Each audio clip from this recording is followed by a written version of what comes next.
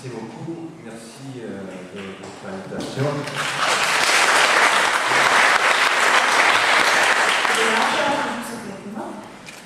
Je tiens d'abord à remercier quelque part Savolus de m'avoir invité à cette rencontre à laquelle j'ai répondu d'autant plus volontiers que depuis environ 10 ans, j'essaye de lier étroitement la question du devenir de l'imagination précisément à la question du nihilisme.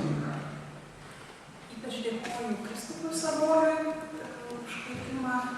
Palygiai atsiliepti man buvo didelė garbė ir labai malonu, nes jau 10 metų stengiuosi glaudžiai sieti vaizduotės nihilizmo klausimus. Alors pour préciser ce point de vue que je vais développer un tout petit peu juste en introduction, et puis ensuite je viendrai au sujet véritablement, à savoir ce que j'appelle la neuroéconomie et le neuromarketing, le rôle du cerveau. Avant cela, donc, je vais vous parler un petit peu de comment j'interprète d'un point de vue freudien la question nietzschéenne du nihilisme. Iš pradžių norėčiau savo poziciją rezumuoti ir prieš pradėdamas kalbėti apie smegenis aptarsiu Freudo interpretaciją, kaip aš Freudo terminais interpretuoju Nietzschės nihilizmo problemą. Premièrement, je posais 3 points. Premièrement, la question du nihilisme doit être traduite dans des termes freudiens, ce qui veut dire qu'elle doit être rapportée à une critique de l'économie libidinale capitaliste. Iš viso rezumuosiu 3 punktai savo poziciją ir pirmiausia noriu pasakyti, kad nihilizmo klausimą būtina nagrinėti pasitelkus Freudo sąvokas, o tai reiškia, kad šį klausimą reikia sieti su kapitalistinės libidinės ekonomijos kritika. Il en va ainsi parce que le capitalisme, c'est la calculabilité généralisée. Et dans le modèle capitaliste consumériste qui a été mis au point aux États-Unis il y a environ un siècle, cette calculabilité généralisée s'applique au désir. Pirmiausia, tai, kad yra ypač išplitęs vadinamas išskaičiavimas. Ir jis yra tai kalbamas pagal vartotojišką kapitalistinį modelį, kalbant būtent apie geismus. Or, la soumission des désirs au calcul conduit à la destruction des désirs, c'est-à-dire à la liquidation de ce que Freud, en 1923, appelle l'économie libidinale. Parce qu'à cette époque-là, Freud développe une nouvelle théorie de la libido, qui n'est plus du tout la même que celle de la fin du XIXe siècle et du début du XXe siècle, dans laquelle il dit que la libido, c'est ce qui permet de lier les pulsions, et en les liant, de les retenir, de les contenir. Išskaičiavimas veda į geismų sunaikinimą. Kitaip tariant, į libido sunaikinimą suvokiama kaip potroškių ir libido ekonomijos ryšys. Ta prasme, kurią Freudas taikė 1923 metais, tuo metu jisai formulavo naują problematiką, naują teoriją, kur gerokai skiriasi nuo XIX amžiaus pabaigos Freudo pozicijų. Et en fait, d'un point de vue freudien de ce troisième Freud, la déliaison des pulsions, c'est la destruction de la libido. C'est-à-dire la pure libération des pulsions, c'est la destruction de l'économie libidinale. Je dis que la destruction, la déliaison, la libération des pulsions, c'est en fait la destruction de cette économie libidinale. Ça, c'est ce que nous sommes en train de dire avec le capitalisme consumériste. Būtent geismų išlaisvinimas kartu sunaikina libido.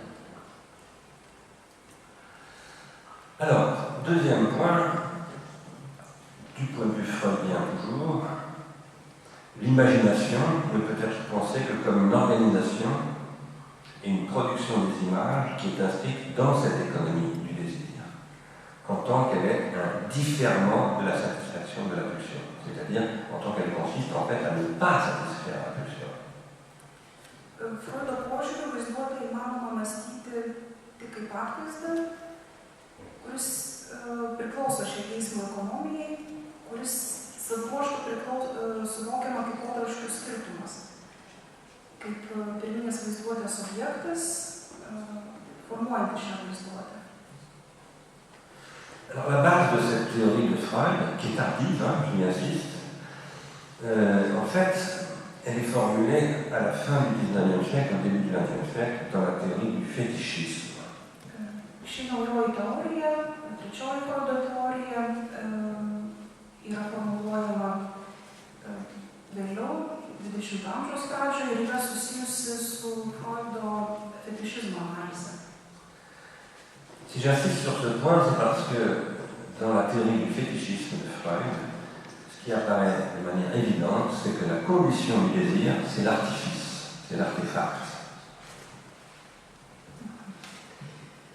Pagrindinis aspektas šios fetišizmo teorijos Freudo tai yra tai, kad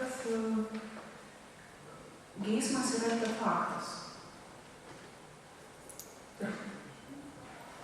Et si l'on peut dire, comme le dit Freud, que la pulsion n'est pas l'instinct, c'est parce que l'impulsion humaine est capable de se déplacer sur des objets artificiels, tandis que l'instinct animal ne peut jamais quitter son objet, qui est biologiquement défini en réalité.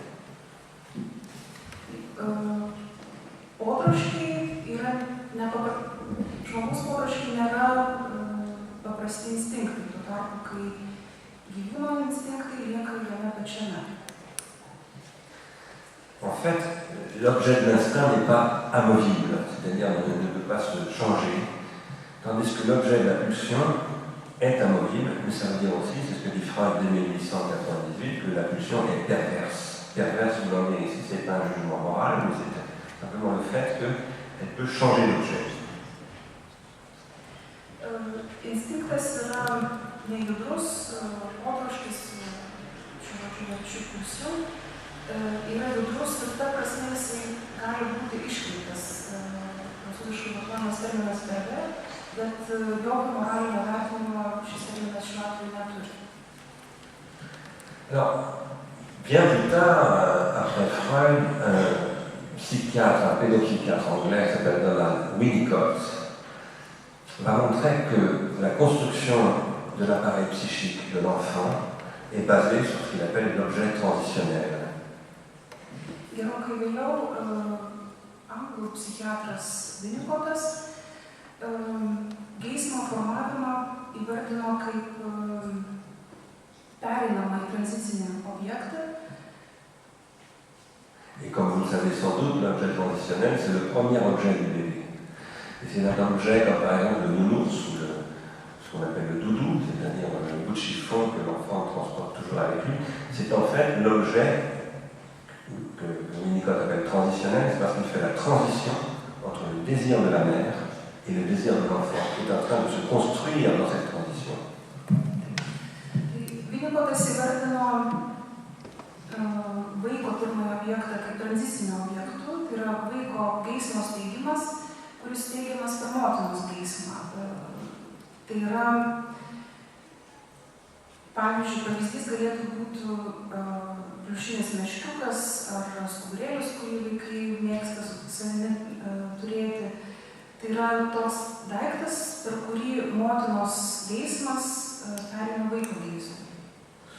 Et Winnicott explique que, en fait, l'objet transitionnel n'existe pas. Winnicottas teigia, kad šis tranzicinis objektas, pereinamasis objektas neegzistuoja.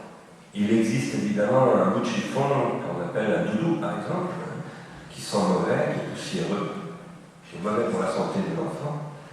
Jisai egzistuoja šitos skuburėlio forma, kuris dulkėtas, dažnai neblogą kvapą ir gali pakenkti vaiko sveikatą.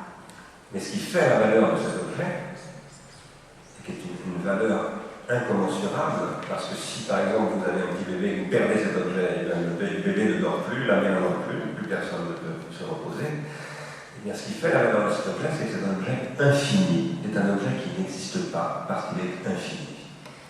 Tačiau tikroji vertė šio objekto, taip, jisai turi vertę motinai ir vaikui, nes įsivaizduoju, kas galėtų būti, jeigu vaikas prarastų šį objektą. Tačiau tikroji jo vertė yra tai, kad jo egzistencija yra begalinė. Jisai egzistuoja iki begalybės. Alors si je vous parle de cet objet infini, c'est parce que selon moi, cet objet qui est tout à fait artificiel, qui généralement est une poupée, un objet fabriqué, est un artefact, cet objet est pour moi la matrice originelle de tout objet de désir. Si par exemple vous tombez amoureux de quelqu'un, cet objet de votre amour devient un objet infini.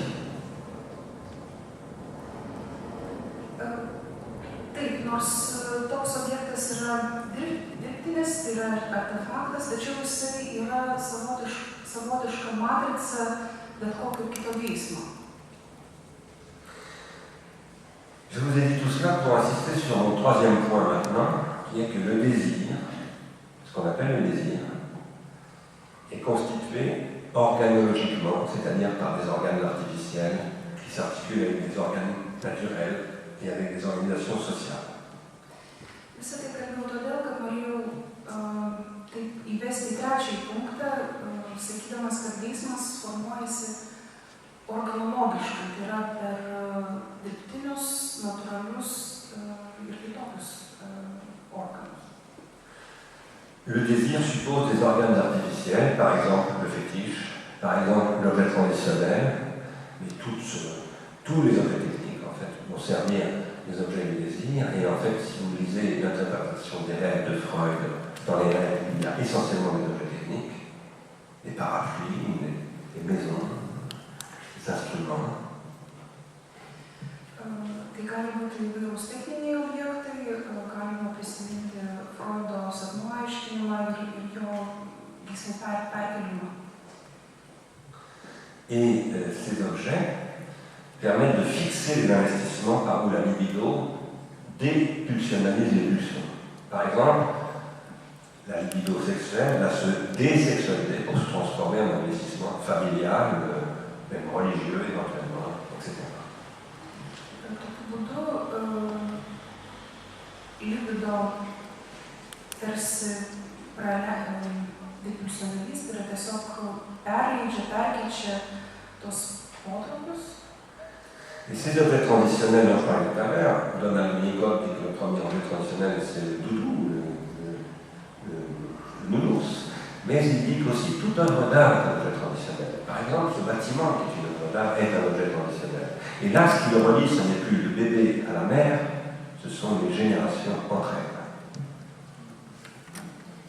Taip, nors Winnicottas kalba, kad pirmasis tranzitinis pereinamasis objektas yra vaiko pliušinis meškiukas, kuris sieja motiną su kūdikiu arba kūdikį su motina.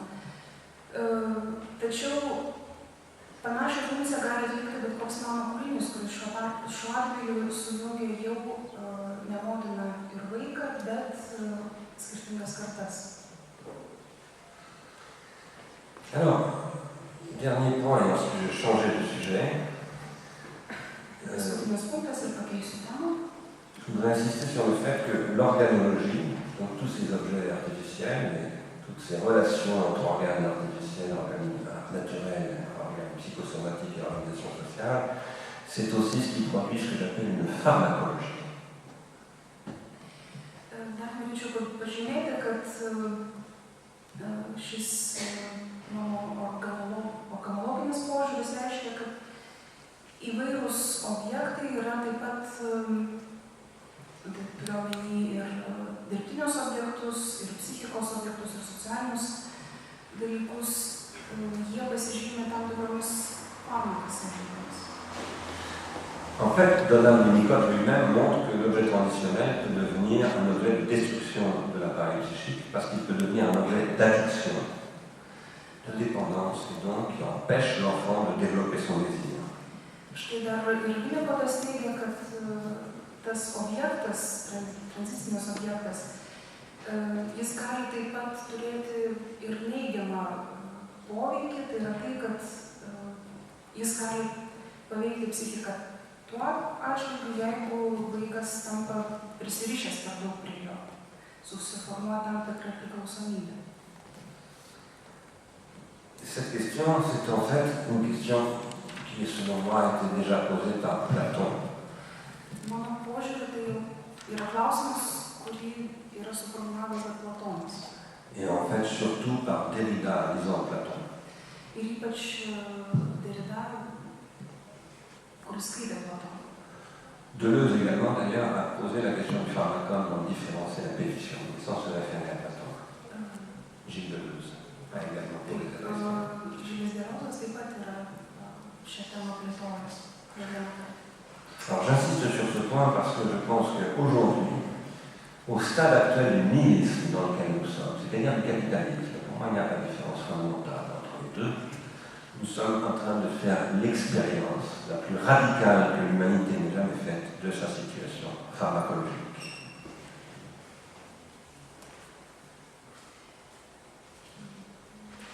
Je disais que je pense qu'aujourd'hui, nous sommes en train de faire l'épreuve de cette situation, et c'est ça que Nietzsche appelle le nihilisme, un point extrême. Ir mes šiomis dienomis būtent labai raiškia forma išgyvename šią situaciją mūsų kapitalistinėje visuomenėje ir būtent šiuo atžvilgiu randame sąsają su Nietzschės nihilizmu ir nihilizmo sąsają su kapitalizmu. Je vous propose, je vais continuer en anglais parce que sinon on ne va pas y arriver. C'est trop long, je vais pas assez vite. Hein. Je pense que c'est mieux parce que la deuxième partie, je peux la traiter en anglais. Parce que sinon on n'arrivera pas au bout du thème que j'avais proposé. Okay. For a number of years now, and in particular in a book which is entitled Taking Care of Youth and the Generations, I've tried to show that during the 20th century, psychopower became the core of consumer capitalism, following the biopower that Michel Foucault described as typical of modern societies and capitalist production. Now, however, we are beginning to see the development of neuropower. Neuropower will be based on combining digital automatisms and cerebral automatisms, that is, artificial organs and biological organs, via the neurosciences. More generally, a profound change in all the processes of transindividuation is taking place through both digital technologies and neuromarketing, itself based on neuroeconomics, for which digital networks designed by social engineering could become the worldwide infrastructure. What I will try to show today is that the development of neuropower challenges us to transform this situation by developing a new stage of the World Wide Web based on noetic transindividuation technologies, and to thereby constitute a new methodology of knowledge. These terms will be defined as we go. But let's precisely for here what is transindividuation. What is what I call transindividuation? For answering this question, we must before analyze what is a psychical apparatus.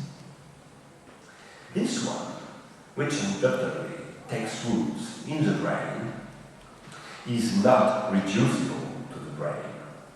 It passes through a symbolic apparatus that is not only situated in the brain, but in society. That is, in those other brains with which this brain is in relation. These relations between brains forming an associated, dialogical and trans-individual milieu, at the core of which there lies a psychical apparatus, that is, a psychical potential for individuation. And when we say between these brains, this also means here in or on what I call the tertiary retentions. I will explain later what is a tertiary retention. Tertiary retentions that are technical supports of individual and collective memories, and that constitute every technical life form.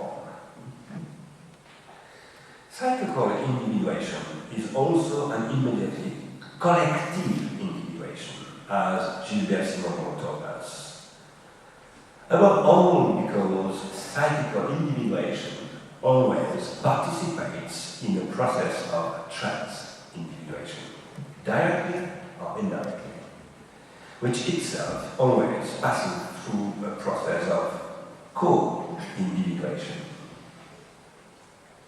This co-individuation, which runs in the slightest dialogue, is always the learning, the apprenticeship of what is inherited by a group of psychical individuals who thus individuate themselves collectively and do so supported by tertiary retentions, the totality of which forming a pre-individual milieu common to all psychical individuals.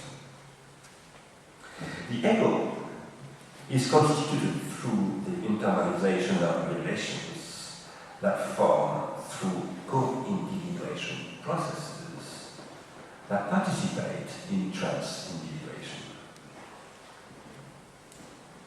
This is what Sigmund Freud meant when, in The Ego and the Id, he spoke of precipitate or a sedimentation of the ego. I quote, "The character of the ego," he says, "is a precipitate or sedimentation of abandoned object catexes, and it contains a history of those object choices." Unquote. These relations are themselves conditioned by artifacts that support the symbolic milieus on the basis of which psychical individuals form their associated milieu through these tertiary retentions that constitute the world as a world. And the first of these artifacts, which is thus the primordial pharmacon, is the traditional object, the blanket or teddy bear. The French philosopher Frédéric Kaplan, which is not a philosopher, he is a mathematician, and a robotician. Frédéric Kaplan has recently shown that digital technologies make possible to intervene into trans-individuation through linguistic capitalism.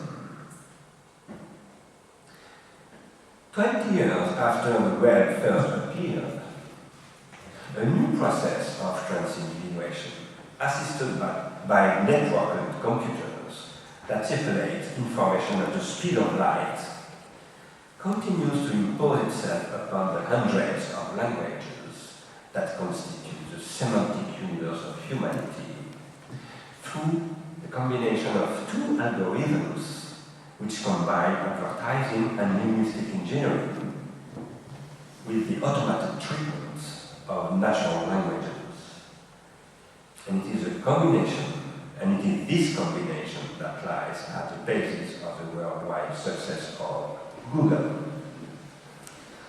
Frédéric Kaplan has shown that this combination leads to the development of a form of linguistic capitalism through which industrial society passes from an economy of attention to an economy of expression.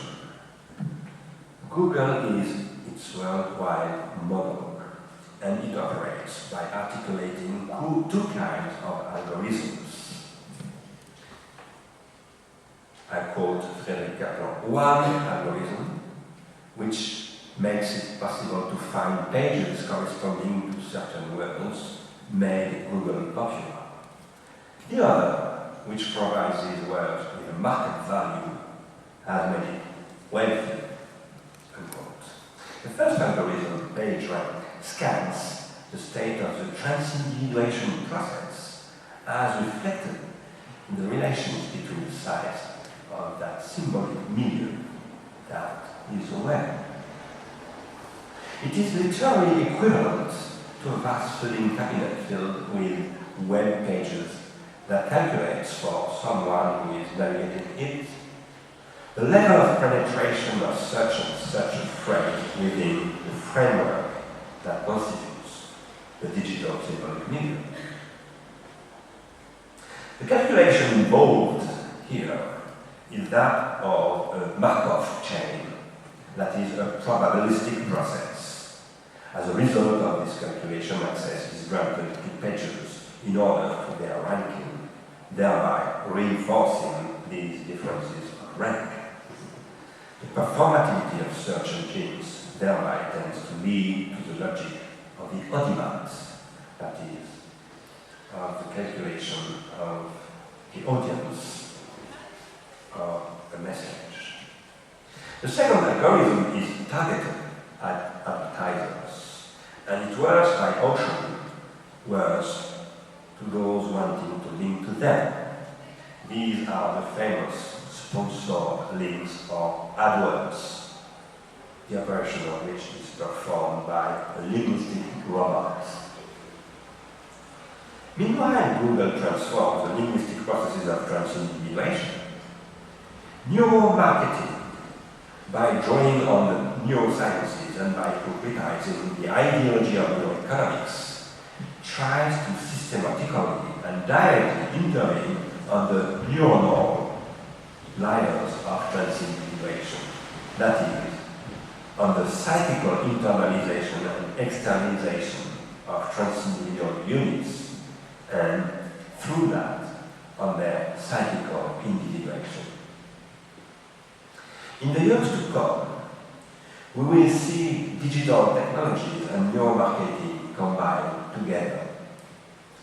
This combination will increasingly overdetermine all other human realities. It will therefore constitute a neural power that, through the intermediary of digital retentional technology, will conjoin biopower and psychopower at the core of the cerebral organ itself. To study this becoming, its toxic threats, but also its curative possibilities, and there are curative possibilities, the therapies that can and must be implemented, we must adopt an organological approach to the brain. And in order to do so, we must distinguish what it is about the brain that relates to the organic and what relates to the organological, that is, what is not simply biological in the noetic brain and allows the building of the psychic apparatus. Contemporary neuroscience has shown that education is literally a culture of the brain, in the sense that one cultivates a garden,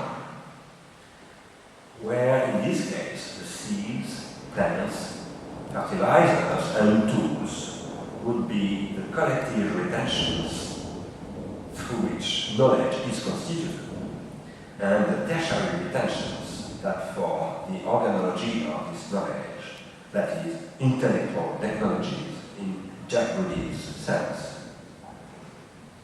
Here I must briefly explain what is meant by primary, secondary, and tertiary retention. At this moment, You are listening to me. Thank you very much. My discourse, which began around 3 o'clock, 3 o'clock, and which would finish in, let's say, 1 hour, or half an hour, is what Husserl called a temporal object. My speech flows. It is evanescent. It is constituted by its temporality. And this is even more true for a melody, which for Husserl was the temporal object par excellence. You listen to me, but as for what I say, each and every one of you will hear something different.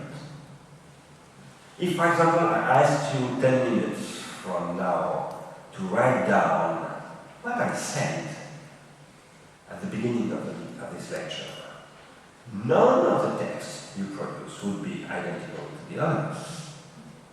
And this goes to show that you have understood something different and unique in what I told you. The consequence of what I am saying to you is that it is you who say what I am saying, not me. Each and every one of us, since this is true for me too, interprets what I say in terms of our past experience and expectations, which are concealed and which enable us to understand and to attend to what is said. To attend, in French we say attendre, is to be attentive. To understand this, we must refer to the Husserlian concepts of retention and protension. When I speak to you, what you hear in what I say is a result of a process of aggregation of what Husserl called primary retentions. Retention means that which is retained. We refer to primary retention if having been present and being retained into the present, it is essential to the constitution of an element of present perception without being itself present. Husserl's example is the musical note of a melody that, no longer being actually present, nevertheless forms with the currently present an interval, a musical interval. It is the interval between two sounds that establishes that these sounds are not only sounds but musical notes and not just sonic frequencies. In the same time, the sentence I have just uttered cannot make sense without retaining the preceding sentence. Just as the verb of this sentence cannot make sense without the subject of the sentence, or the object of the verb without the verb, and so on. These units of meaning are formed through aggregations of primary retentions. And these aggregations all aggregate with one another. This aggregation of aggregations forms the unity of a temporal object, in Husserl's sense. For example, the unity of the discourse that I am addressing to you at this very moment, or the unity of the sonata. Husserl distinguishes primary retention from what he calls secondary retention. Secondary retentions are former primary retentions that now belong to the past, and that constitute the fabric of my memory. Now, through these secondary retentions, which are also associative filters in David Hume's sense of association, but also in Immanuel Kant's sense, for whom associative processes are involved in the sweet synthesis of transcendental imagination. A process of primary aggregation is brought about, and this is why every occasion of this process is specific. It is why we do not retain everything and why we do not understand the same thing, for example, in what I am saying at the moment. And this shows that the process of aggregating primary retention is in fact a primary selection of retentions, carried out on the basis of secondary retentions that form the fabric of my past experience. Everyone hears something different in what I say because we are all aggregating primary retentions in different ways. This aggregation is a selection. This is not Husserl's point of view on the phenomenology of the consciousness of internal time. It is, however, a point of view that he comes to adopt later, particularly in fantasy, image and consciousness and memory. Image, consciousness and memory. My own thesis is that this selection is carried out on the basis of our secondary retentions, which themselves contain secondary protections, expectations. And this is what Derrida too tried to think with this concept of association. These secondary retentions are thus in some way charged with expectations, with what Husserl called protections, which are energetic processes of attention, something like the way that neurons are charged with energy in Freud's project for scientific psychology. These secondary retentions charged thus in this way constitute the mnesic selection criteria for perception. This relation between perception and memory is, to some extent, what Bergson tried to describe in Matter and Memory. But to this must be added that the play of secondary retentions forming my memory, that is my past experience, which constitutes as such the filters forged by this experience through which primary retentions are selected and collected in the present experience of perception. This play between secondary retention and primary retention is then conditioned and constituted by what I call tertiary retention, that is, organological mnesic processes that are artificial, mnemotechnical, and hypomnesic in Plato's sense, supporting what Plato called anamnesic memory. Tertiary retention conditions primary and secondary retention in two ways. On the one hand, it is a condition of conservation of past collective experience through things which are always also traces of forms of life, on the basis of which we learn to live. In entering the world, we inherit things that constitute it, and which conserve the already there, where the experience of preceding generations is accumulated. And through these things, words are formed, which are artifacts as well as tools, works of art, customary rules, and so on. On the other hand, tertiary retention enables past experience to be objectively stabilized, forming what Hegel called the objective spirit, so that it can be then repeated. This repetition can produce a difference, that is, a variation in the core, at the core which a temporal object, for example, can be spatialized.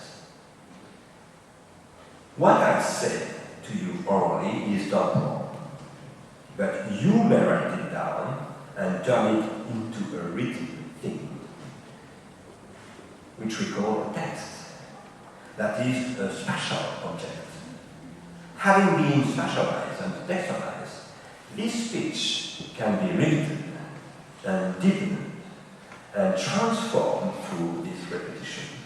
And through this, you may be transformed. Such a transformation does indeed alter the play of primary and secondary retentions, the former being what you select and accumulate in perception, and the later being that through which you operate this selection. Consider again the example of this lecture. You write down what I said. Suppose that tonight or tomorrow you decide to reread what you have written or what I said. When you read what I have written, what you have written, which is no longer a temporal object, strictly speaking, it has become a spatial object, a textual object, an object that you re-temporalize by rereading. You select new primary retentions, ones that you did not previously select. The repetition of the same, therefore, gives a difference. The same does not come back to the same. It gives the other. In this other, it is you who are altered. This alteration of the same is the modality of what Jacques Derrida called a difference with an A. Such difference with an A is produced notably first because in the time between when I gave my speech and your rereading of that textualized speech, you have yourself changed. And second, because you can repeat what is past through tertiary retention insofar as it is the spatial concretion of what was initially temporal. It might be objected that when you wrote down my speech, not every single thing was taken down.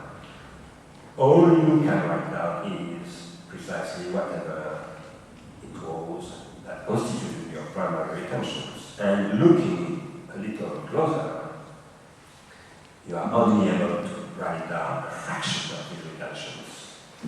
It is the case not just because you don't have time to get everything done. Even if you did have the time, you would undoubtedly be unable to textualize everything that ultimately constitutes your listening. The later is, in fact, its becoming. And it is this becoming that constitutes what Derrida called the difference with the A. Suppose that you were able to take down what I say in shorthand. Or again, suppose that you were able to record this lecture on tape, like this one. And via this recording, we are able to listen again to the whole of the lecture. Such recording would also be a spatial object, in another modality than for a textual object. Alphabet text, shorthand, and recording are types of tertiary retentions. And each of these types generates a process of reading and a specific kind of difference with the A, resulting in specific arrangements of primary and secondary retentions. Let us now return to the question of neural power. Education amounts to a culture of the brain in the same sense that one cultivates a piece of land. The brain is cultivated through the mediation of tertiary retention, insofar as it enables primary retentions to be selected, psychic secondary retentions to be maintained and developed, and collective secondary retentions to be maintained and developed, such as words and groups of words which, as phrases and agreed upon formulations, constitute language. All of these linguistic units, whether simple or complex, were, once upon a time, first produced by an individual for the first time. Those processes of transindividuation are constituted, on the basis of which every kind of knowledge is formed, connecting together the generations. If ethnographic collections from diverse cultures are preserved in a museum, for example, this is because there are evidence of forms of knowledge connecting the contemporary world to the ancient world, and through this to the archaic foundations of contemporary knowledge. Now, these forms of knowledge, which derive from transindividuation processes, the genesis of which I have briefly described, form ensembles of collective secondary intentions, which themselves constitute attentional forms, that is, collective formations of attention. The collective formation or training of attention, which means, for example, that in Asia, one is not attentive to the world or to others, in the same way as in Europe, and that the attention found in Lithuania, for example, differs from that of France. These differences forming what is referred to as culture. All this is formed on the basis of collective secondary intentions. For example, a group of words, this group of words, like collective secondary intention, was created by me. And you might integrate this phrase that is transindividuated within the University of Lithuania, excuse me, or Lyon, or Vilnius. By so doing, you in fact create a collective secondary retention that is one that is shared by a group that is itself in movement because it is a process of collective individuation. By forming this expression, collective secondary retention, I have myself taken up the expression secondary retention formed by Husserl.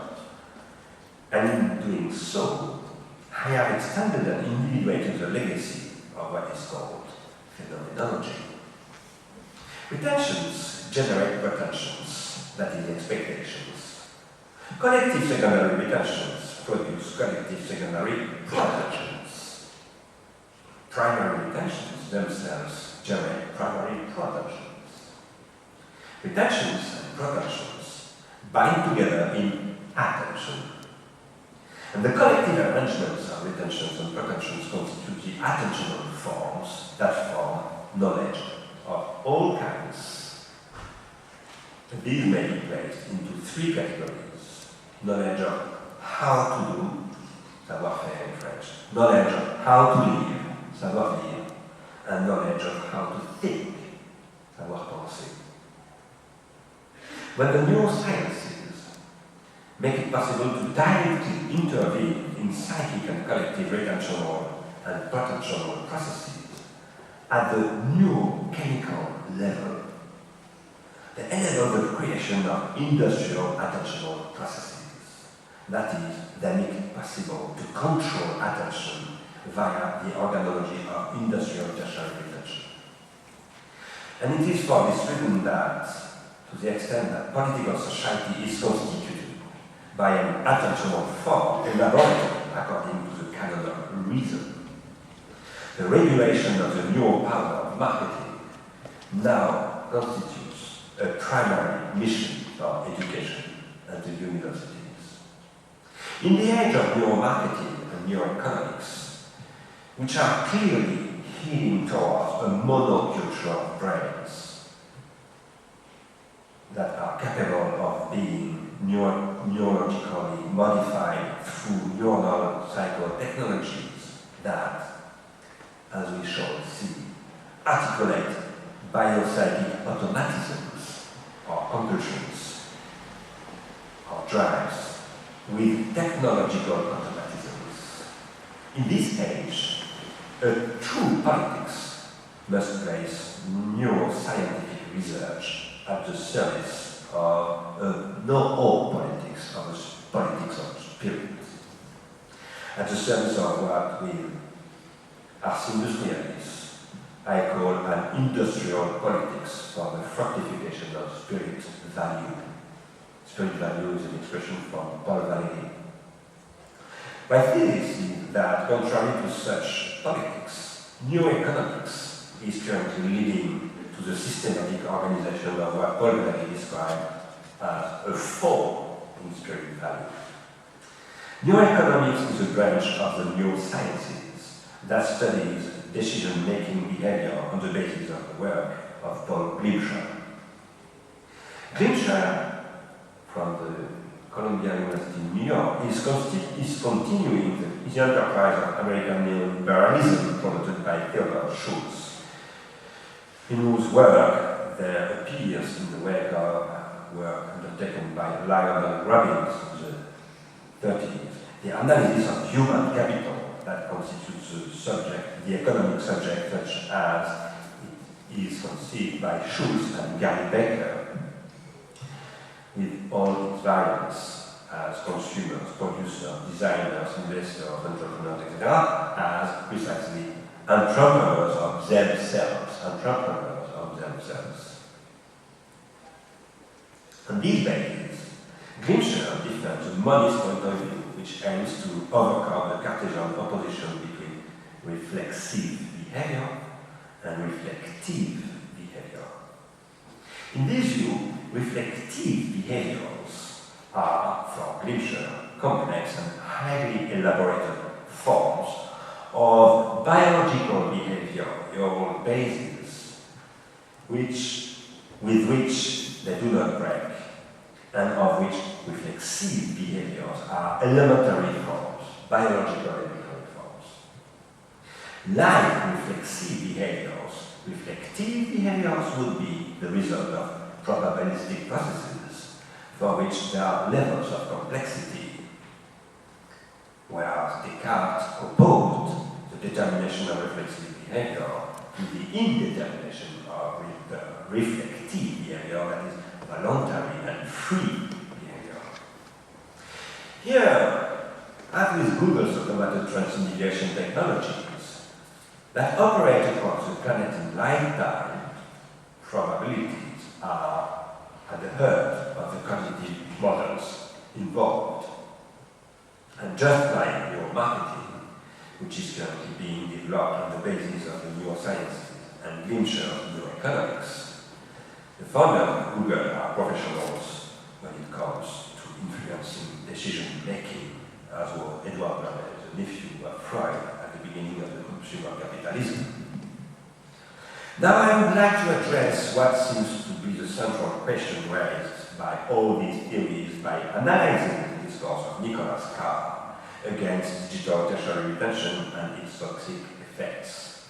Carr seems to find inconceivable that a digital pharmacon could become curative and placed into the service of therapies that could heal the toxic effects produced not simply by the digital pharmacon, but through the way in which it has been implemented by an economic and industrial model that has become massively toxic. In his critique of internet technology in general, and of Google in particular, denouncing what he describes as a sapping of human intelligence and memory by an artificial and digital intelligence and memory, the toxicity of which derives from its speed. Nicholas Carr constantly refers to the results of neuroscientific research in order to oppose Google's position.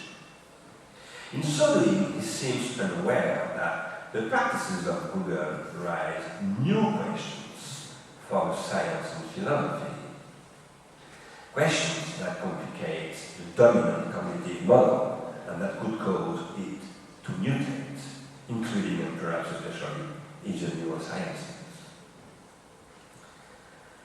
Despite its numerous valuable references to the work of neurophysiology and neuropsychology, showing the extent to which the plasticity of the cerebral organ is permanently reconfigured as a result of the artifacts belonging to this or that form of technical life, which seems less a matter of sculpting the brain than of a gardening.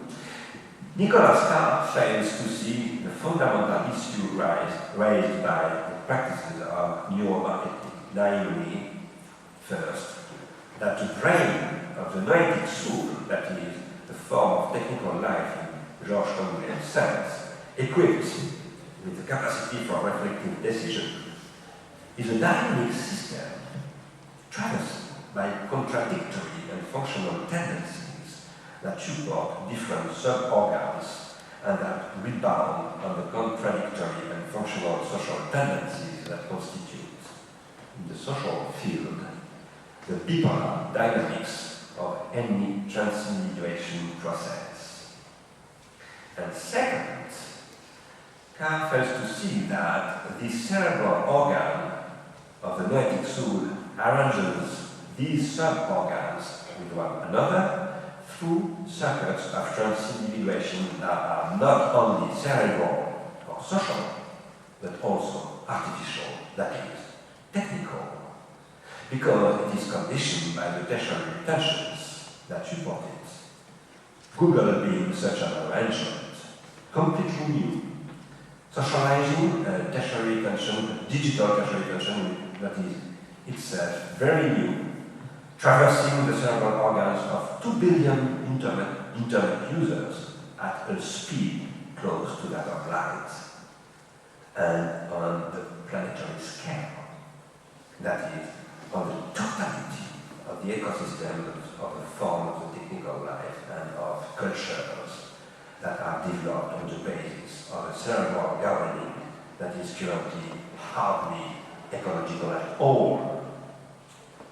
An ecology of neuronal gardening should constitute the basis of a neuropolitics. What Nicholas Carr describes is a genuine disaster for the ecology of the mind or spirit, and many of the effects and facts that he writes about are real, and his analysis convincing. But his final conclusion, his general interpretation of these effects and these facts, is profoundly wrong, and it is also dangerous. He gives credence to the idea that it is impossible to struggle against the situation he is describing, and in concordance with the ideals of the conservative revolution, he postulates that there is therefore no alternative. Nicholas Carr's entire reasoning relies on close examination of his own experience and personal journey, and on his wide knowledge of scientific, technological, and industrial literature. On this basis, he tries to demonstrate that noetic memory is living memory, and that there is no way to exteriorize it in the form of digital tertiary tension without damaging it. In a certain way, I say the same thing. Noetic memory is pharmacological, and the pharmacon always involves some injury. But what I also say, contrary to Carr, is that this pharmacology is a condition of its individuation. And it always requires the invention of therapies, that is, of positive pharmacologies. This is so because the technical and noetic life, because form, technical and noetic life, primary and secondary retentions, and the potentials they form, are always arranged via tertiary retentions. The latter always being pharmaca, which always create toxic processes, and which always require therapeutic prescriptions in order to struggle against their intrinsic toxicity. Because it does not see that digital retention raises the question of positive pharmacology, Nicholas Carr does not say one word about the political question this imposes. The invention of therapies, that is, of prescriptions materialized as attentional forms and sometimes set into law, is precisely what we call politics. And because it has not clearly posed the question in these terms, which would be role of public power actually is, no political responsibilities in the face of the emergence of more power, which is also a generalized automation of behavior, expression, and, as we shall see for finishing, decision, of which Google is one aspect. Nicholas Carr finds himself entangled in the contradiction. In order to explain what he means by deep attention, which appears, he says, is the practice of deep reading, that is, with the alphabet, Carr refers to the work of Marianne Wolf, who shows that the brain of deep attention, for the protection of which Carr militates against Google and the Internet, is in fact a literate brain, a literary cerebral organ that Marianne Wolf calls a reading brain, and what Walter Ong called a literate mind. This literate noetic brain literally accedes to apodictic reasoning, for example geometry, because by acceding to the letter from apodictic reasoning, it constitutes itself by the neuronal internalization of the grammatization of language according to the letter. A process of literary gardening that totally transforms speech, as Carr writes, paraphrasing Walter Ong and Marianne Wolf, I quote, Nicholas Carr. The Greek alphabet became the model for most subsequent Western alphabets. Its arrival marked the start of one of the most far-reaching revolutions in intellectual history. It was a revolution that would eventually change the lives and the brains of nearly everyone on Earth. The invention of the tool, the alphabet, would have profound consequences for our language and our minds. Unquote. Linguistic technology, therefore, literally changed the regimes of transindividuation. Today, the digital, through Google, is once again transforming language and modifying regimes of transindividuation. What, however, distinguishes these two types of modification, the alphabetic one and the digital one? One would expect that Carr's analysis would raise this question, but nowhere does it do so.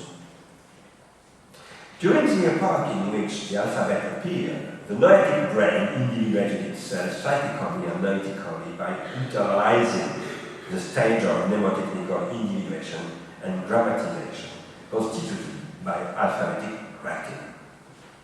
And Marianne Wolf, building on the work of Stanislav Dehaene, shows that this resulted in cortical reorganization, that is, in the establishment of synaptogenetic processes, literally inscribing the letter into the cerebral organ.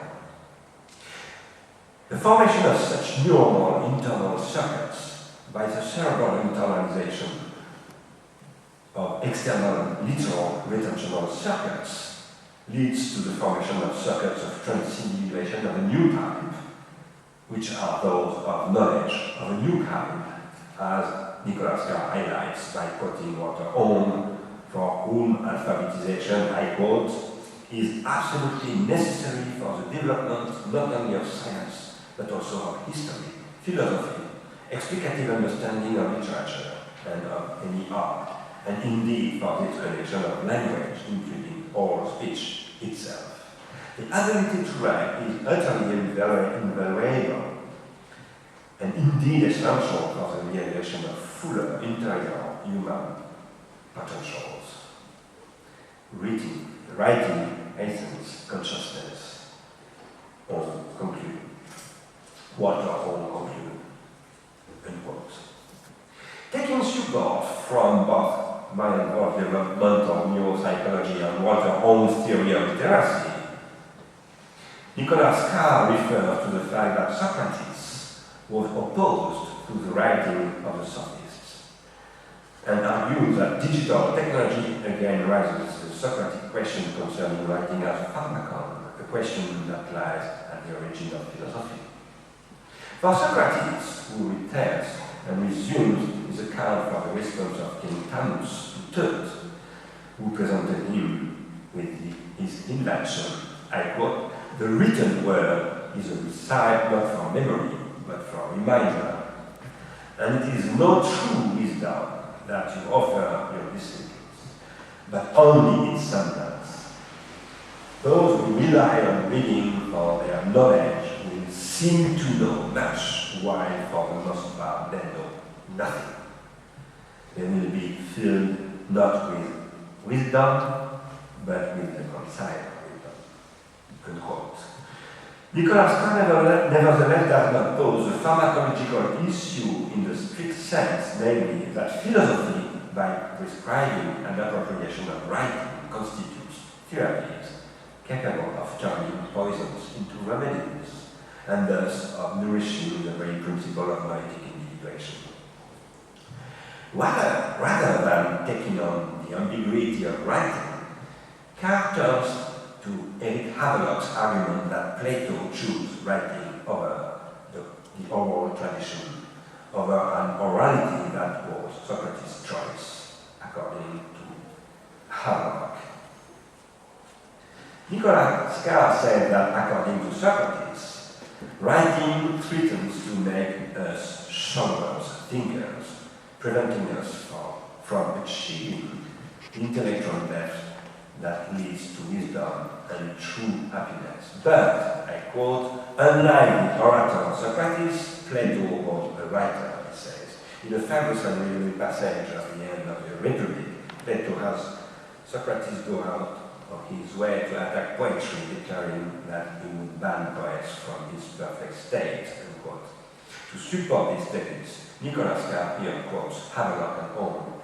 I quote, "The oral state of mind," wrote Havelock, "was Plato's main enemy. Implicit in Plato's criticism of poetry was a defense of the new technology of writing. Plato's philosophically analytic thought," writes on, "was possible only because of the effect that writing was beginning to have on mental processing," unquote. Having thus shown in relying above all on Havelock, Owen, and Wolff that reading and deep attention are historical noetic conquests conditioned by mnemotechnical conquest, which obviously means that the literate brain, that reading brain, that is the noetic brain that founds the literate mind, is constituted by the technical internalization of the later, which totally reconfigures cortical organization.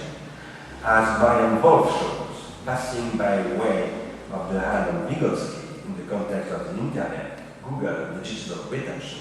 Having shown all this, Nicholas Carr nevertheless believes that we can and must oppose psychic memory and technical memory. I quote, "Governed by highly variable biological signals, chemical, electrical, and genetic, every aspect of human memory, in ways it's formed, maintained, connected, recalled, has almost infinite gradations. Computer memory exists as simple binary bits, ones and zeros, that are processed through fixed circuits, which can be either open or closed, but nothing in between." Unquote. Such a point of view, however, completely contradicts his defense of the role of writing in the formation of the rationalizers. And as if writing inscribed on paper, papyrus, parchment, or marble was not itself something entirely different from that living memory contained in the cerebral organ that was precisely Thanos' affection to. The question here is that Carr cannot see the difference between the organic brain and the organological one, that is, the noetic one, reading brain, digital brain, or another kind of noetic brain. What should we do? It's my conclusion, with neurosciences, if not a neurophilosophy dedicated to struggle against neuropower and change it in a noble power. What could be a noble power? It should be a political art for the polyculture of the kind of gardens brains are, through the pharmaca that contemporary digital tertiary retentions are. For thinking such a politics, we need what I call a general organology, upon the possibility of a positive pharmacology, that is a therapeutic of pharmaca. This is what I wanted to introduce today in this lecture. What I call therapeutic, nevertheless, is not at all what is medicine for Plato, that is dialectic. For dialectic is the elimination of the ambiguity of writing and pharmaca in general, while noesis are therapeutic, is the quasi-causal logic of the pharmaca in the sense of Gilles referring to the Stoics, as well as in the sense of Foucault referring to Seneca's practice of writing. Other precision, Plato did never choose writing against speech or poetry. This is completely wrong understanding of the very question, which is to leave, of the real question, which is to leave the tragic thought and to engage in metaphysics. But this is another question. Thank you for your attention and your attention and your potential.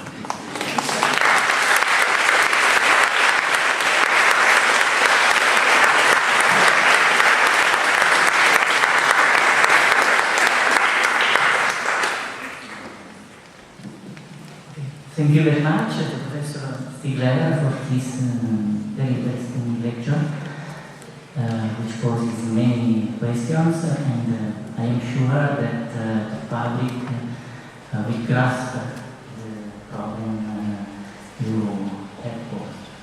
So if you have questions, you can pose it in French, in English, or in Lituanian also.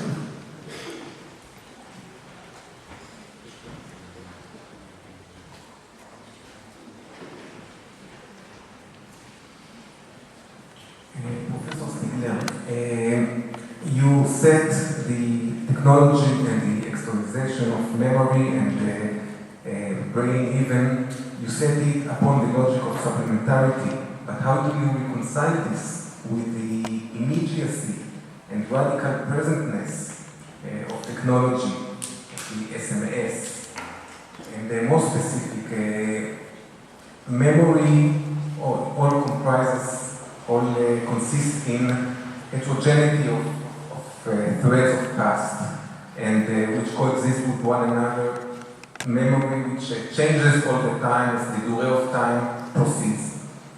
But when we talk about Google making the selections for us, everything comes present, homogeneously present. There is no real selection is done here. It is true that he does a selection for me, but the selection he does Google. For other users of the net is horizontally present around my selections. This is not real selection. That's possible. Yes, I agree with you. In fact, the question is that the current organization of the web is a bad one. And it is a toxic organization. It is a toxic organization for a very clear reason, which is exactly the same problem which the problem pointed out by Socrates against sophistry. Google is today our sophistry, which is marketing. Sophistry today is the monopolization, a hegemonic monopolization of means of expression, of communication and transmission by marketing. And it is a very new situation in the history of humankind. I believe that the organization of the web, the languages like XML, for example, the algorithms, automatic systems, robots for treating the information are based on this sophistic point of view, or on this supplement that the tertiary education is. But it is possible to change completely this. It is possible only if the academic world, the universities, the centers for research decide to change it. The reason for which Google is so strong today is because the US Army invested for 30 years into these projects in California. These investments were oriented to Stanford, Berkeley, etc., etc. And also for the NSA, as you can understand now. You know, maybe you don't know, but 6 months ago, Schmidt, the CEO of Google, said, we are extremely close to the US Army, etc., etc. Our main goal as Google, as a private enterprise, is to fight against terrorism. And now you understand what that means. It means that in fact, this process, the development of this archaeology, digital archaeology in America, is oriented to the interest of the market of the US Army. So, it is because we, European people, have no policy, no industrial strategy for developing another point of view on these digital crises, tertiary retentions. Personally, I try to promote and to develop in my institute in Paris another point of view on, for example, search engines. Today's search engines are produced only by statistic Markov chains, computation of probabilities, on horizontally leveled information, which is called the collective memory of humanity. And this organization is a very bad one. Because, for example, it is impossible today in the metadata, which are scanned by the search engine that Google is. It is impossible to differentiate, for example, your production as an amateur of biology like me. I'm not a biologist from the point of view of another one who is working in the laboratory. And you can, for example, ask a question to Google like this. I want to say, I want to know about the disease that is AIDS. You say like that in English, SIDA, AIDS, isn't it? Yeah. I want to know, I want to ask one question, but I want to have the answer on the one hand of the Institut Pasteur in Paris, which was the place where was discovered the virus. And the point of view of the challengers of the Institut Pasteur in America. This question of the virus is a very important question in an economic war between pharmaceutics and chemical industry for controlling the markets of the disease. You know? And if you could ask questions on the web through such a motor engine, you would have a completely different view, which would not be at all immediate consumption of information, but creation of what I call a polemical process of collective individuation between different points of view, etc. What is knowledge? Knowledge is memory producing opposed point of views, controversies, and produces a unification of these controversies, etc., which is called by Socrates dialectic. Personally, I'm not a dialectician, but you understand that it is a dynamic process. And that knowledge is the trackability of the dynamic of the process. To study physics, for example, you study the beginning of physics with Galileo and modern physics and Newton and Einstein and De Broglie, that is quantum mechanics, etc. You study the controversies, not the results. This is what is explained in the phenomenology of spirit by Hegel. Today, these technologies make possible extremely strong traceability, extremely strong reactivation of knowledge. But they are not at all oriented to this goal. They are oriented to the goal of producing business of Google. So they are developed in a completely different way. But it is our responsibility to think that and to produce an alternative. This is the reason for which I said that the problem with Nicolas Kahn is he described very well the negative effects of Google, but he produced nothing as a possibility of an alternative. And there are alternatives which are conceptual but also technological and political.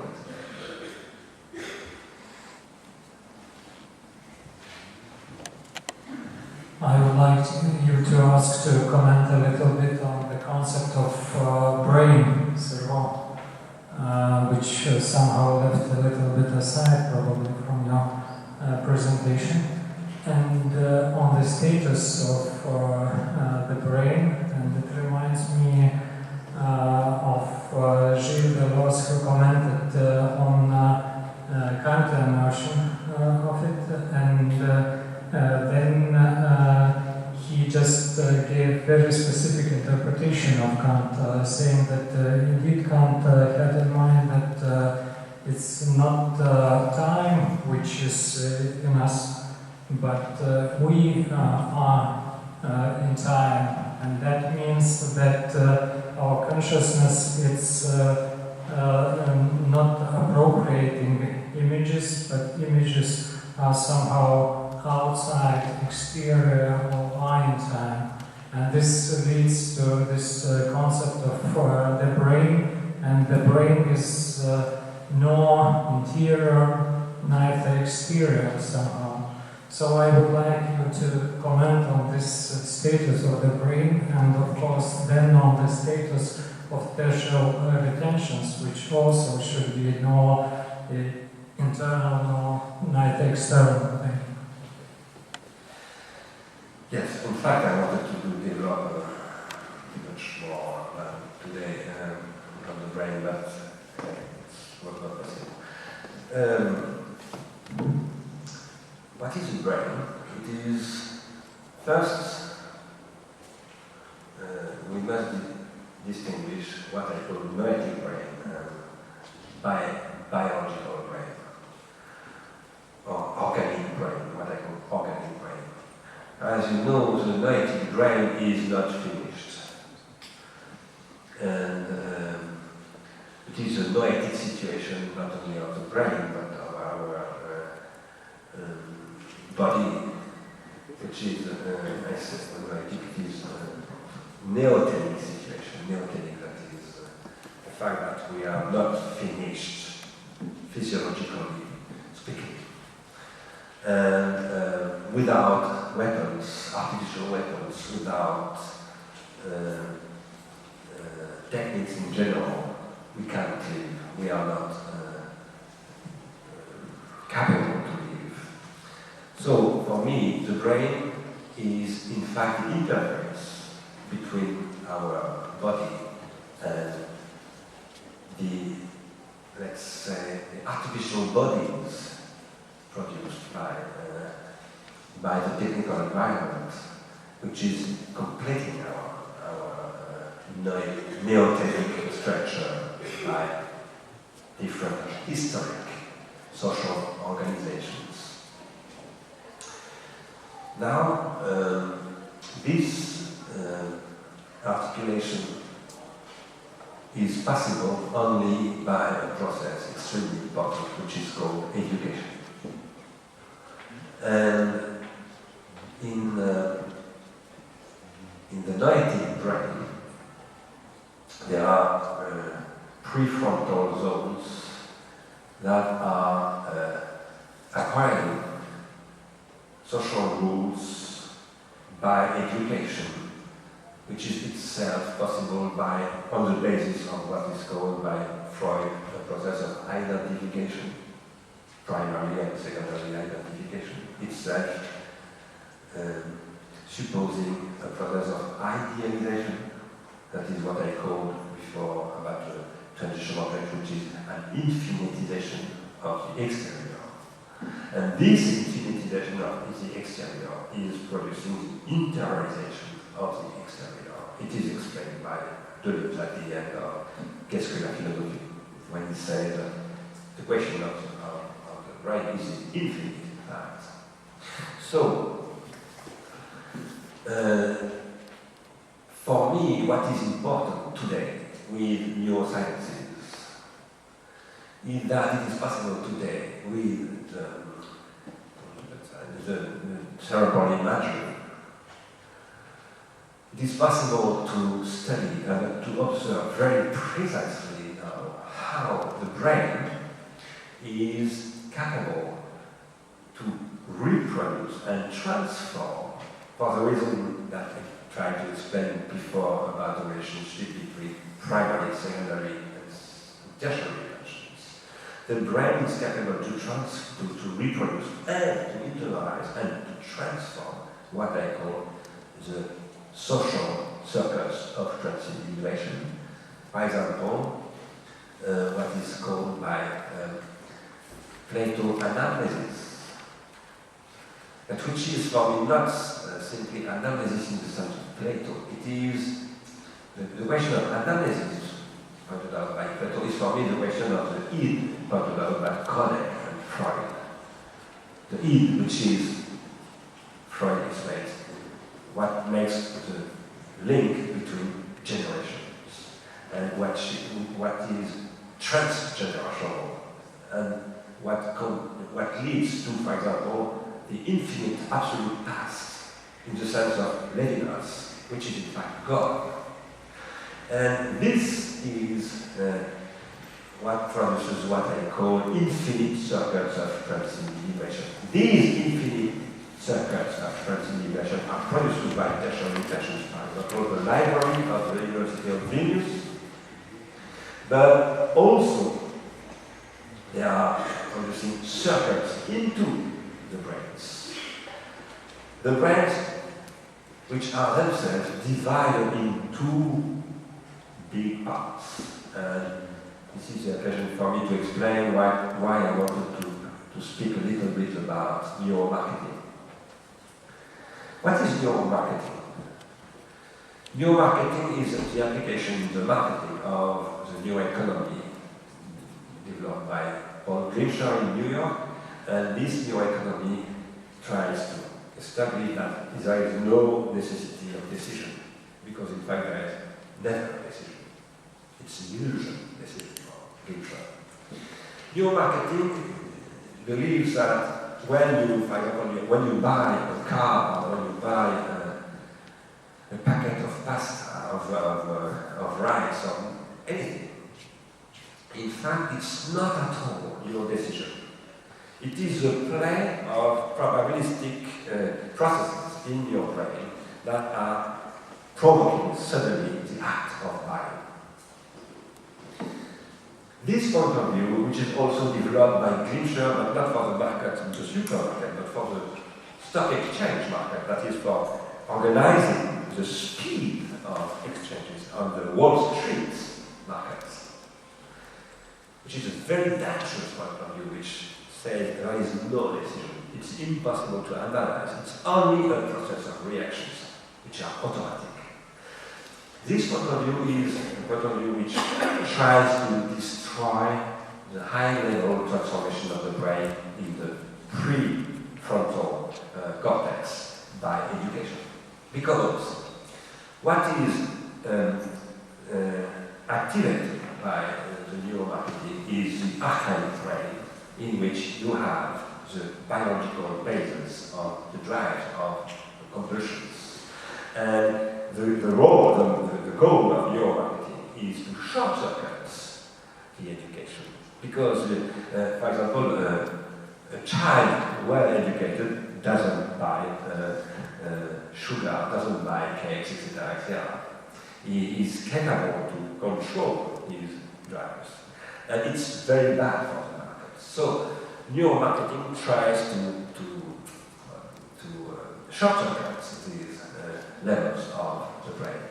But what is at stake in neuroeconomics is more generally to make a direct connection between the automatic digital tertiary retention that laptops are, for example, and the automatic behavior that drives are, supported by biological circuits.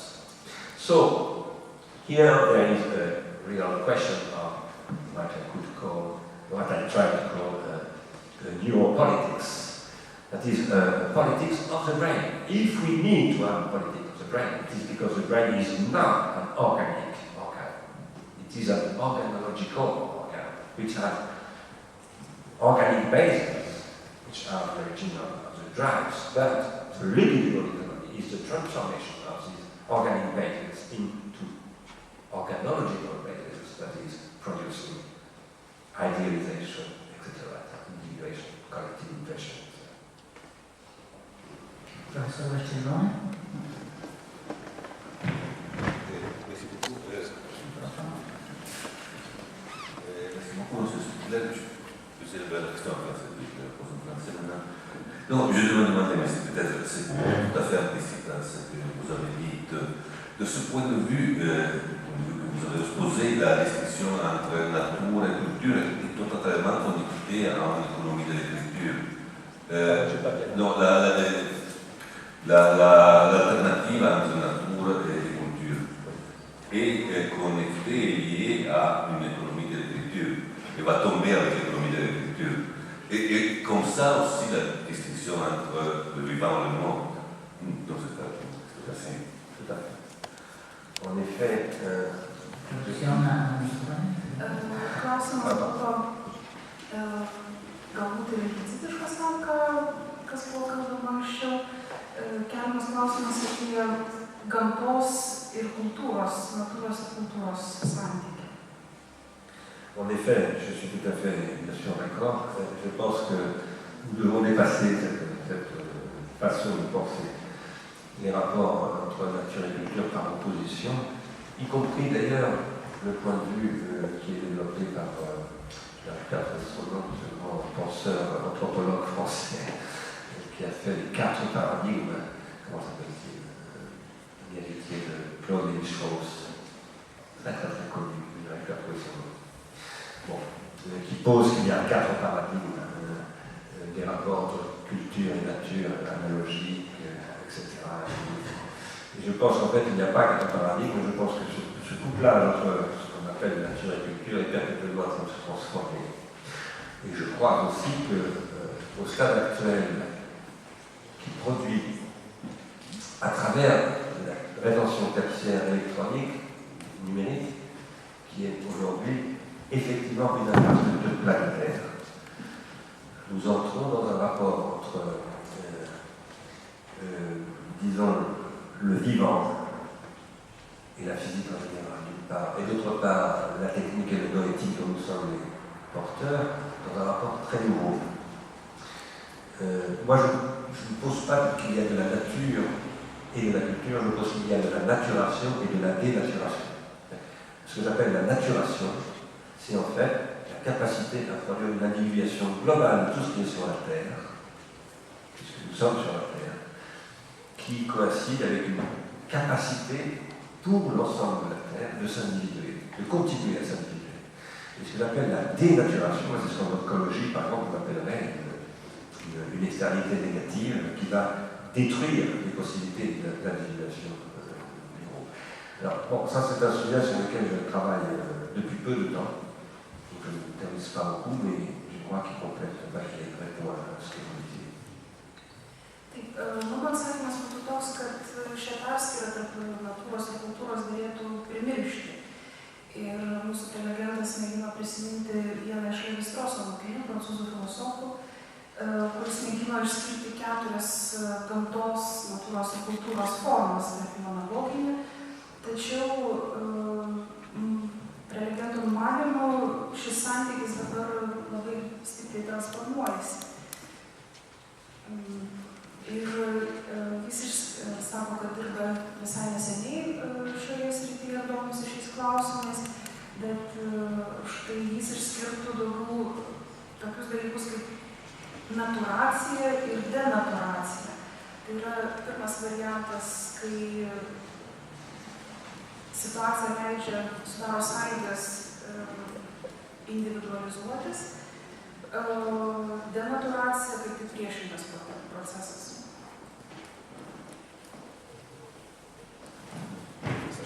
Thank you for your very interesting lecture, your optimism, and I would like to ask you how do you comment on the opinion of Henri Bergson expressed in his work Creative Evolution, Evolution Créatrice, that our brain is not what generates our inner life, our spiritual experience, but some sort of a relay mechanism, some sort of switchboard. Thank you.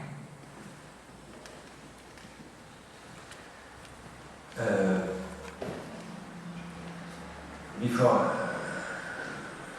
answering this question of Bergson, I would like to precise I'm not really optimistic. And I'm not really pessimistic. I try to avoid this point of view. That is, I believe that we are in a catastrophic situation in the sense of run it all. We are in a situation of accumulation of tensions in the system, which is very close to the transformation of the system. And it is called by on it of a pre-catastrophic situation. And we will go into a catastrophe, and I try how to... Catastrophe is not negative or positive. It is purely for morphogenetic point of view. You know? There is a morphogenetic change, which is at stake now, which is brewing. My question is, how will it be possible to produce bifurcations in this change? So, in the sense of Deleuze precisely here. Now, my problem with the point of view of Bergson on the brain is not only on the brain, but in life in general, is the question of the relation between space and time. On this point of view, I believe, I'm afraid that I disagree really with Bergson. For me, I can understand, I think that I can understand very well what is at stake when Bergson says that the spatialization of time is the destruction of the concept of time, certainly itself in a way. And it is what is producing what we could call with Simondon, who was a reader, a very big reader of Bergson, a process of disintegration. Now, I believe that in fact there is no opposition between time and space. And that, for example, when Deleuze says in a book dedicated to Foucault that in fact when Foucault says that the gun is not a technical question, but it is a question of what he calls a diagram. I disagree completely with Deleuze, because for Foucault it is absolutely a technical question. It is absolutely clear if you read the text, it is claimed explicitly, and it is referred to Marx, as you know. I believe that there is here a very big question, which is parallel to the question with Heidegger about determination and indetermination.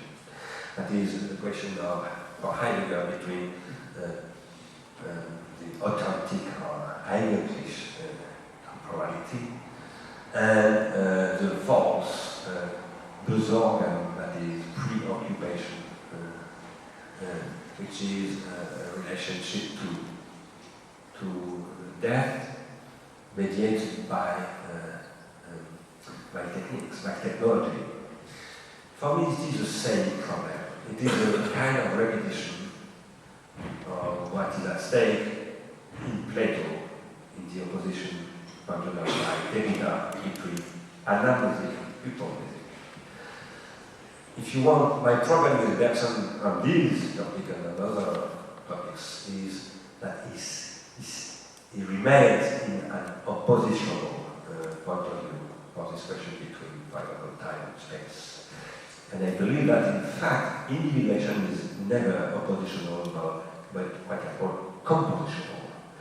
This is the reason for which Nietzsche is so important for me, because for Nietzsche, a tendency is based on the counter-tendency. And what is at stake in a philosophical question is never a choice between a tendency or another one, but the play between the two, with which I am capable to produce a bifurcation. That is a new stage of individuation. I don't know if I answered the question about Bergson. The second question, the theory of René Thom, the French theorist René Thom, who is the father of the theory of catastrophes, can be employed in your understanding of contemporary situation. René Thom can it be employed in your understanding and why? I think that French philosophers, mathematicians, roboticians were able to connect those things, those different spheres of humanities, exact sciences, for example, and Leroy and so on. And I think that I'm just wondering, are you employing these theories of René Thom?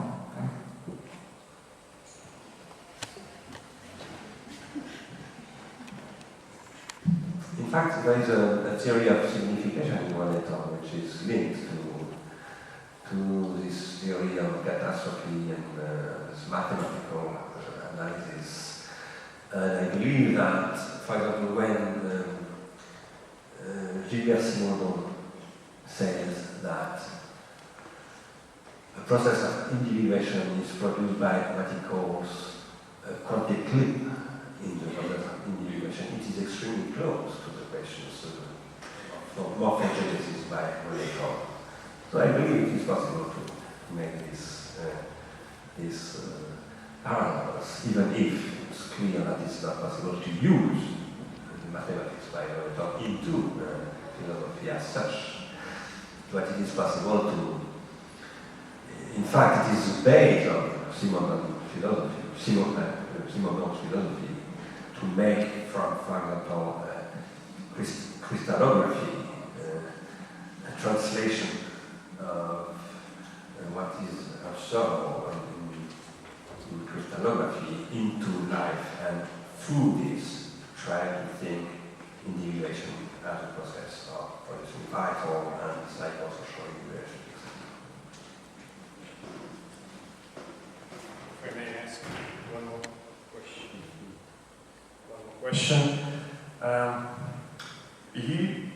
In your previous works, you used multiple examples from cinema, theater, techniques and time, and the third volume, where you analyze Fellini and Hitchcock and others. And you were also referring to Adorno's and Horkheimer's concept of cultural industries and the critique of Hollywood movies. And after having heard what you said today, I wonder if there could be different types of cinema, like Hollywood-style cinema, and maybe alternative type of cinema, which would be at stake to this discussion to apply to neuromarketing and to the impact on the individual brain. That is, if Hollywood industry produce functioning as a tertiary retention, produce schematics of individual behavior. They induce us into the becoming, as you pointed out. So, might it be that there are other types of cinema that allow emancipation from this kind of entrapment? And what kind of cinema that would be? Thank you.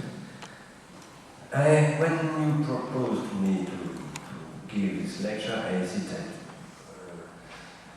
I thought maybe I should give a lecture about cinema today, how I see today the question of cinema. And I told you that I gave last autumn in London, in Kingston, a lecture about my point of view today on cinema. I opened this lecture by a reference to Jafar Panahi, the Iranian movie maker who produced a movie with his smartphone in jail, in fact, not really a jail, but residence under control of police, Iranian police. And the title of this movie, maybe you know that he had a prize in the Cannes Festival for this is not a film. So, it's like Magritte, this is not a pipe. It shows a film which is not a film. And it is literally not a film because it is not celluloid, but it is digital technology. For trying to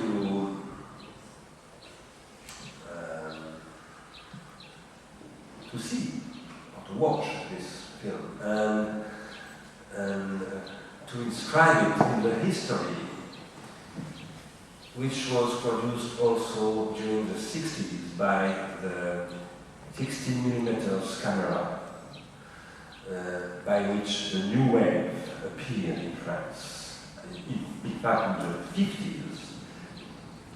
And around a very famous movie by Jean-Louis Godard, which is Le Mépris, which is maybe for people, some people it is the best one. And in which Godard says it is impossible to think today desire without cinema and cinema without desire. But cinema is a new stage of desire, in fact. I try to show that, in fact, we must read today a book which was published 2 years ago in France by an archaeologist who is Marc Azema, who has shown that on the base of 300 caves he has visited and explored and analyzed in the world, caves from the superior Paleolithic age, in which you can find paintings on the walls of the caves, a lot of paintings. And it shows that, in fact, those paintings are already something which is very close to Etienne Jules Marais, analyzing the movement.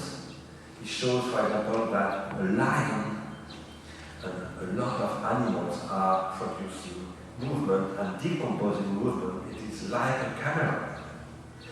And he says that, in fact, the beginning of cinema is at this moment, 40,000 years ago. It is clearly necessary to discuss this point of view, but for me, what is beginning in the cave is the first, what I call, stage of grammatization, that is, the first moment in which it is possible to reproduce and to transmit to other generations the mental content of your imagination. So, I believe that imagination is always based on tertiary retention. So, it is not a psychic faculty, it is not transcendental faculty in the sense of Kant. It is a pharmacological organological faculty. And this pharmacological organological faculty is regularly organized through therapeutics, which are, for example, the cult of images in such part of Christianity.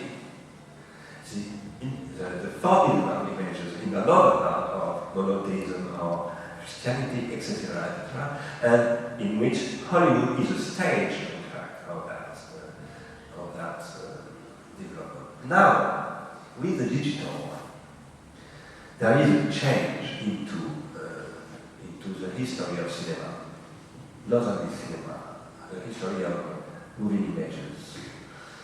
Because maybe you know, in fact, maybe you don't know, but because I am extremely surprised when I ask a question in France, for example, nobody knows that in France, that YouTube, that is Google, has opened 1 year ago a studio, which is a public studio in which you can come with your project or movies and produce with special effects, etc. So very sophisticated means. You can produce and you can learn how to produce this in this studio, which is supported by Google. What is this? It is, in fact, the production of a new libidinal economy, a Googleian libidinal economy, which is produced like, for example, the church was producing schools with, for example, with Luther in the Reform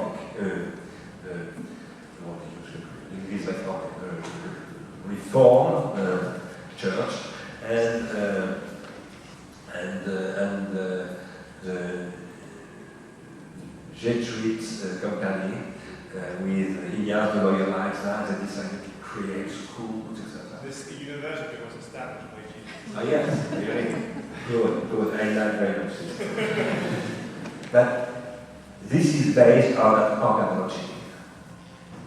And I say that because Stiegler, who is the thinker of privatization, has shown that, for example, the Jesuit company was extremely clever organization of organology of the brains into the 16th century.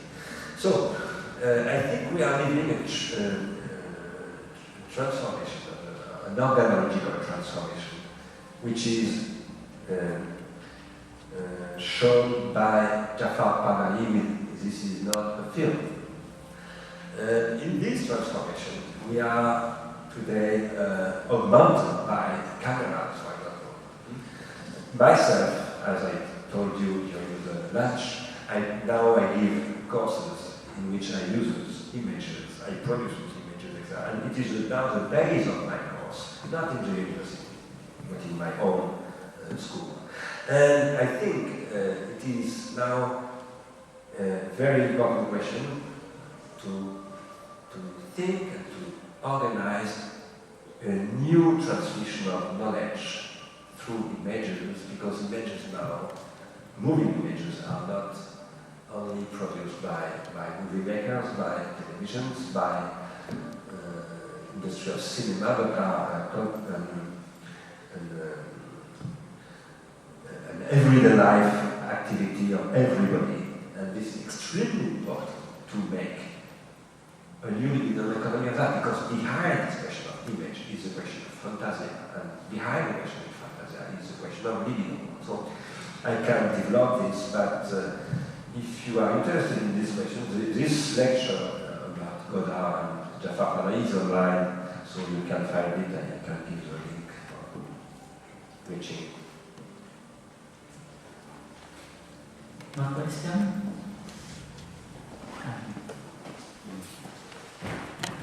I would like to ask a very brief question concerning the beginnings of cinema. In the cave of Cholet, we have a sequential representation of line profiles. Can we say that the beginnings of cinema can be found in the cave of Cholet, which is perhaps the oldest or one of the oldest caves in France and of other Paleolithic caves in the world? Excuse me, you speak very fast. Concerning the beginnings of cinema in the French cave of Cholet, where we find some profiles of lines which are represented sequentially.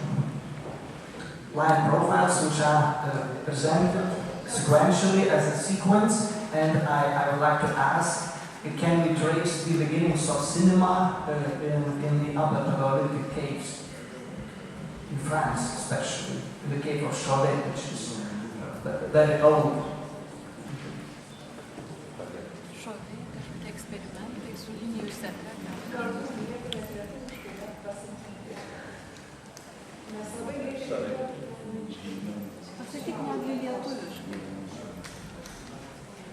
Tiesiog dėl šovėliuvo Prancūzijoje ten mes matome liūtų profilius ir pavaizduoti sekos principų. Tai praktiškai mes turime kadrus, turime iš esmės, galime aptikti kinų užuomazgas šovė ir kitų aukštinio paleolito urvų sienos. Ištakas. Kinų.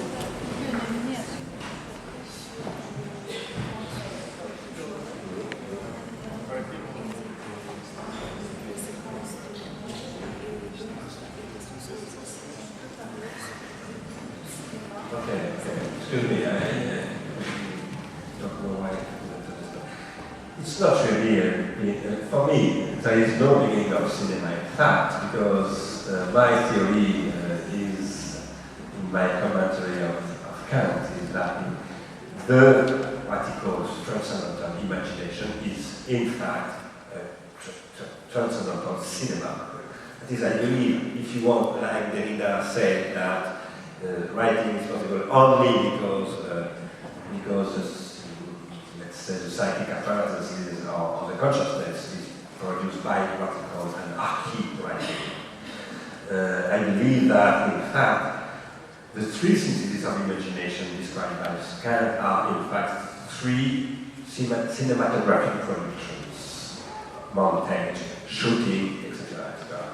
Now, saying this, I don't say that there is no importance into the technological and empirical reality. It is exactly what I claim against Derrida, because I believe in Derrida. I believe that in Derrida, the archive writing makes, in fact, impossible to speak about writing. So it is a very paradoxical position, and it's not mine. But I believe that cinema is the cinema that we can see, for example, in Hollywood, is a process of achievement, of a process which begins in the chaos. And this process is what I call the process of grammatization. What is grammatization? It is the discretization and the reproduction of mental contents. And the possibility of what I call analog grammatization with film, with celluloid, is the ultimate stage at the epoch of analog for this. Now we are entering a new stage, which is the digital one. So I agree with him that in the case, it's not cinema in the sense of, for example, the Fermier, the Lumière models, but it is the beginning of the grammatization of an archi-cinema, which is the base, in fact, of dream. Because what is really at stake for me in the question of cinema is dreaming. That is the unconscious. The fact that it is impossible to continue to think these questions with Kant only with the consciousness, but with the unconscious, that is with libido, etc. And it is a very complicated question. Thank you for the question. Excuse me for not having understood. Okay. Unfortunately, we have to stop with the questions because it is too late. We thank again